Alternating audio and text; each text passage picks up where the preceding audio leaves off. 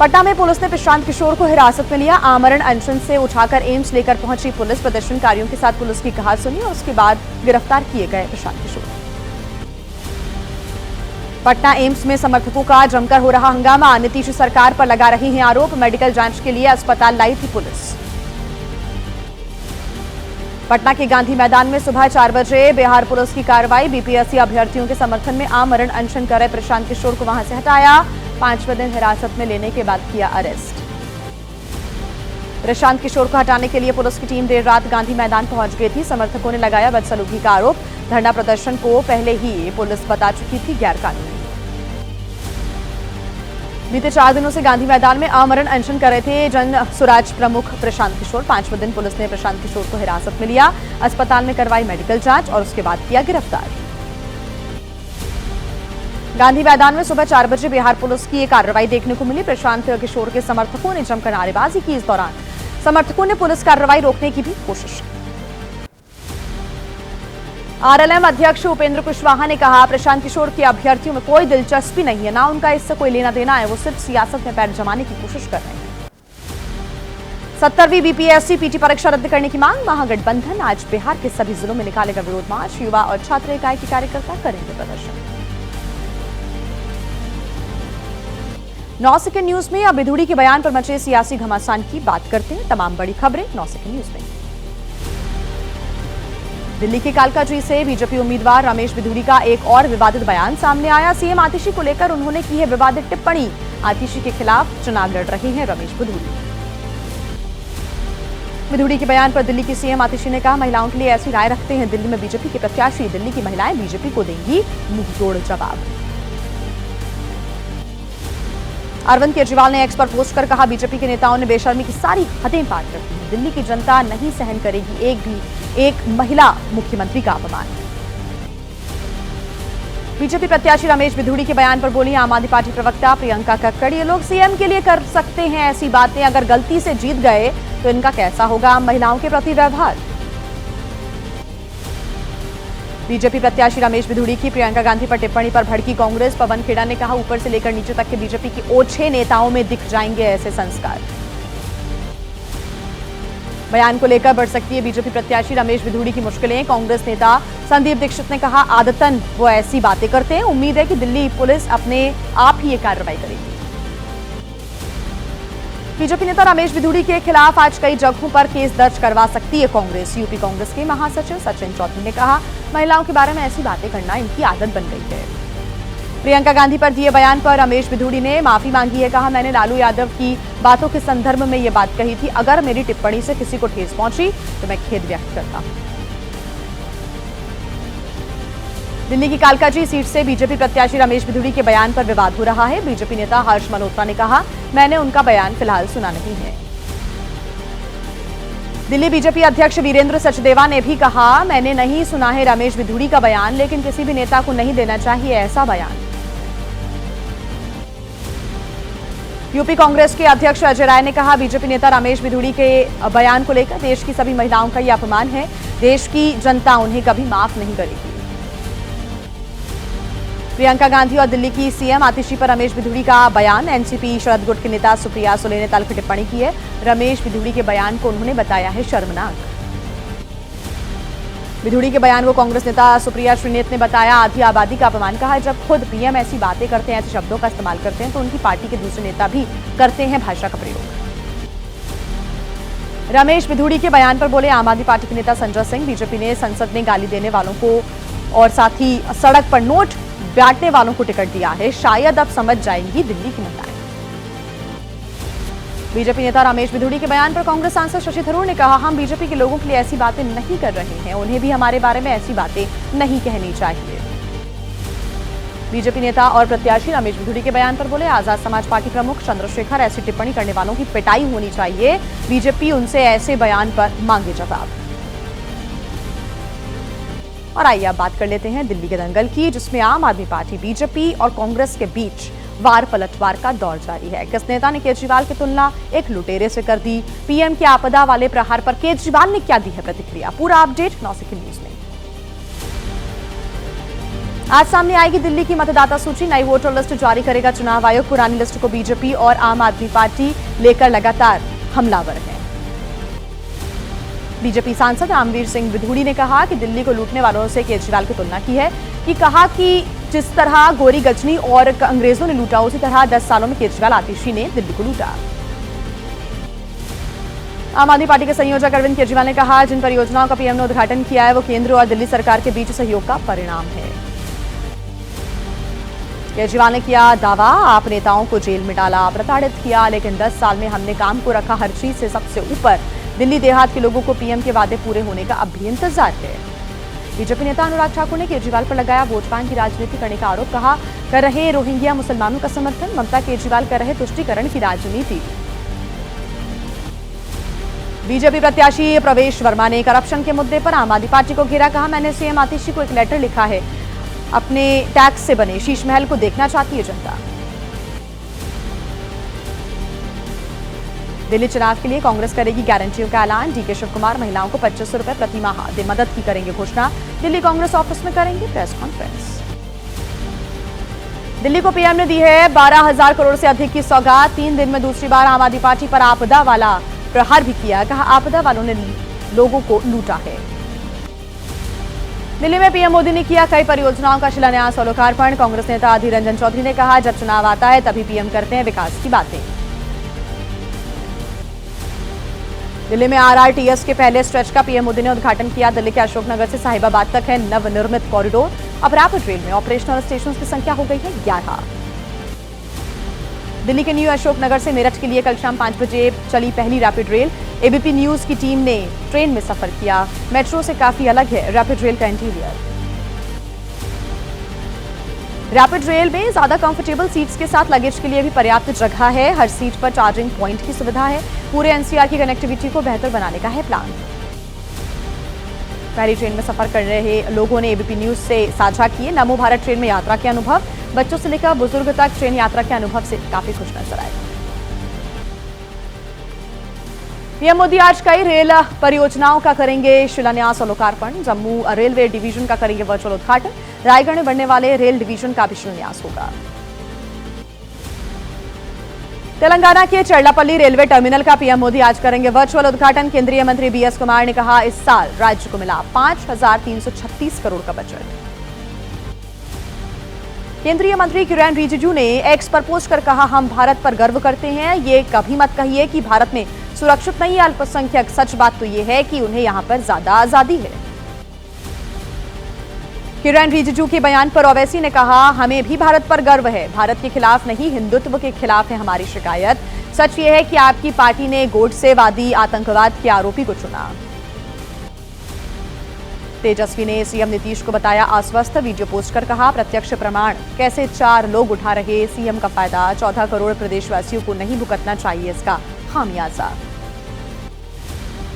अमेरिकी NSA Jake Sullivan का भारत दौरा। विदेश मंत्री एस जयशंकर और एनएसए अजीत डोभाल से करेंगे मुलाकात। आईआईटी दिल्ली का भी करेंगे दौरा।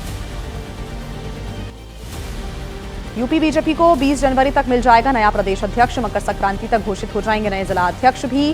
बीजेपी के संगठन महामंत्री बीएल संतोष ने दे दिए हैं निर्वाचन प्रक्रिया के निर्देश। लखनऊ में यूपी के मुख्यमंत्री योगी ने कहा, अपना देश सुरक्षित है तो हम सब सुरक्षित हैं। राष्ट्र धर्म सर्वोपरि, उस मामले में कोई समझौता नहीं। एमपी के सीएम डॉक्टर मोहन यादव आज से लगाएंगे जनता दरबार। नए साल में जनता से करेंगे सीधा संवाद। जनता की समस्याओं का तुरंत करेंगे समाधान। पत्रकार हत्या मामले पर बोले छत्तीसगढ़ के पूर्व सीएम भूपेश बघेल, कांग्रेस में रहते हुए सुरेश चंद्राकर ने किसी की हत्या नहीं की, लेकिन बीजेपी में शामिल होते ही उसमें ताकत आ गई और हत्या कर दी। शियाओं पर पाकिस्तान में अत्याचार के विरोध में लखनऊ में प्रदर्शन। शिया धर्मगुरु मौलाना सैयद सैफ अब्बास नकवी ने कहा, पाकिस्तान से आए शियाओं को दी जाए हिंदुस्तान की नागरिकता। किसान आंदोलन पर बोले केंद्रीय मंत्री मनोहर लाल खट्टर, केंद्र सरकार ने शुरू की बातचीत लेकिन किसान नहीं आए। यह हरियाणा की बजाय पंजाब से ज्यादा जुड़ा हुआ है मुद्दा। और आइए अब आपको दिखा देते हैं देश की कुछ और बड़ी खबरें सिर्फ 9 सेकंड में। मध्य प्रदेश के पीथमपुर में यूनियन कार्बाइड का कचरा नष्ट करने का मामला। सुप्रीम कोर्ट में आज सुनवाई होनी है। कचरे को पीथमपुर में जलाने से रोकने की मांग की गई है। पीथमपुर में कचरा जलाने को लेकर जबलपुर हाईकोर्ट में सुनवाई। कचरा जलाने को लेकर राज्य सरकार पेश करेगी अपनी status report. Waste management plant में है 350 मीट्रिक टन कचरा।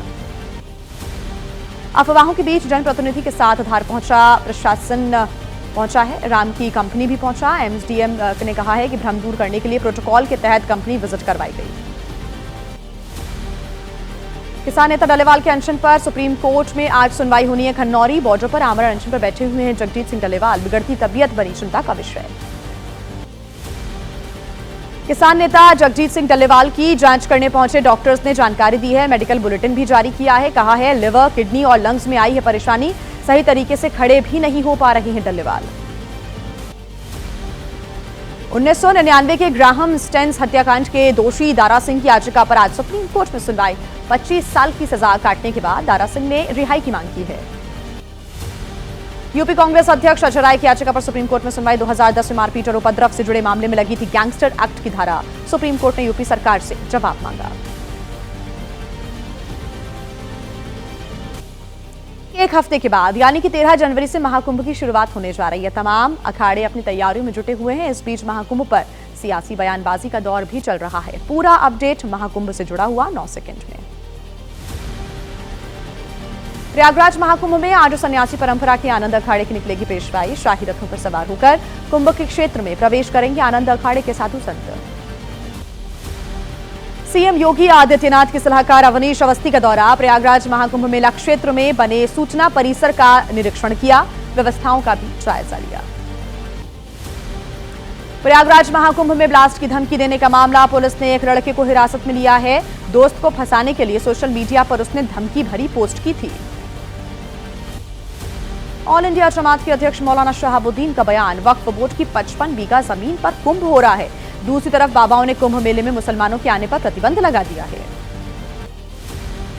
मौलाना शहाबुद्दीन के बयान पर बोले अयोध्या के छावनी मंदिर के तपस्वी परमहंस आचार्य महाराज। मौलाना को यह पता होना चाहिए कि जब इस्लाम पैदा भी नहीं हुआ था तब से चल रहा है महाकुंभ। विश्व हिंदू परिषद के महासचिव सुरेंद्र जैन ने आरोप लगाए माफिया की तरह काम कर रहा है वक्फ बोर्ड। कुंभ में मुसलमानों की एंट्री बैन होने के लिए ऐसे मौलाना ही जिम्मेदार हैं। मौलाना शहाबुद्दीन के बयान को एसपी नेता लाल बिहारी यादव ने बताया गलत। यूपी विधान परिषद में नेता प्रतिपक्ष ने कहा दावा बिल्कुल गलत है। कुंभ स्थल कोई निजी संपत्ति नहीं है। ऑल इंडिया मुस्लिम जमात के राष्ट्रीय अध्यक्ष मौलाना शहाबुद्दीन के बयान पर संतों की आई प्रतिक्रिया। आचार्य सत्येंद्र दास ने कहा अगर मौलाना ने 24 घंटे के भीतर माफी नहीं मांगी तो अंजाम होगा बुरा। अखिल भारतीय हिंदू महासभा के राष्ट्रीय अध्यक्ष स्वामी चक्रपाणी बोले इस बात की जांच होनी चाहिए कि कहीं कट्टरपंथी मौलानाओं ने महाकुंभ को बदनाम करने की सुपारी तो नहीं ली। मौलाना शहाबुद्दीन पर वीएचपी का भी पलटवार। विश्व हिंदू परिषद के महासचिव सुरेंद्र जैन ने कहा मौलाना ने किया हिंदुओं की आस्था का अपमान। कुंभ तब से चल रहा है जब इस्लाम का जन्म भी नहीं हुआ था। समाजवादी पार्टी के जमानिया विधायक ओम प्रकाश सिंह का बयान। कहा मुसलमान चाहे तो मैं उनको कुंभ लेकर चलूंगा साथ। कुंभ की व्यवस्थाओं पर सवाल उठाए। किस राज्य में धार्मिक स्थल में तोड़फोड़ के बाद बिगड़ गया माहौल, कहां खुलवाया गया 60 साल से बंद पड़ा हुआ मंदिर, सब कुछ बताते हैं आपको 9 सेकंड में। मध्य प्रदेश के सागर में धार्मिक स्थल पर तोड़फोड़ के बाद तनाव का है माहौल। घटना के दूसरे दिन भी बनी रही तनाव की स्थितियां। भीड़ इकट्ठा होने पर पुलिस ने भांजी लाठियां। सागर में तनाव बिगड़ने की आशंका को देखते हुए पुलिस चौकन्नी है। पुलिस ने संवेदनशील इलाकों में निकाला फ्लैग मार्च। पुलिस प्रशासन की सख्ती के बावजूद धार्मिक नारे लगाते हुए नजर आए लोग। वाराणसी कैंट रेलवे स्टेशन पर टला एक बड़ा हादसा। वाराणसी लखनऊ एक्सप्रेस पर चढ़ते समय फिसला महिला का पैर। पीएसी जवानों की तत्परता की वजह से बच सकी महिला की जान। चित्रकूट में तेज रफ्तार स्कॉर्पियो ने मारी सड़क किनारे पर खड़ी एक कार को टक्कर। हादसे में बाल बाल बचा स्कूटी सवार। टक्कर के बाद मौके से फरार हो गया स्कॉर्पियो सवार। बिहार के हाजीपुर में आरजेडी के सदस्यता कार्यक्रम में बार बालाओं ने लगाए ठुमके। कार्यकर्ताओं के मनोरंजन के लिए ये डांसेस बुलाई गई थी। निजी होटल में करवाया गया था कार्यक्रम। चंडीगढ़ में मिनी सचिवालय की तीसरी मंजिल पर लगी भीषण आग। मौके पर पहुंची फायर ब्रिगेड ने आग पर काबू पा लिया है। जांच के बाद साफ हो सकेगी आग लगने की वजह। वाराणसी की सीजेएम कोर्ट में शनिवार को सुनवाई के दौरान आया बंदर। ज्ञानवापी केस की सुनवाई के दौरान इस घटना से काफी हैरान हो गए लोग। वकीलों ने कहा हनुमान जी देने आए हैं संकेत। यूपी के फिरोजाबाद में खुलवाया गया 60 साल से बंद पड़ा हुआ मंदिर। मंदिर के अंदर मिली हनुमान जी की एक खंडित प्रतिमा। मंदिर में साफ सफाई के बाद शुरू होगा पूजा पाठ का कार्यक्रम।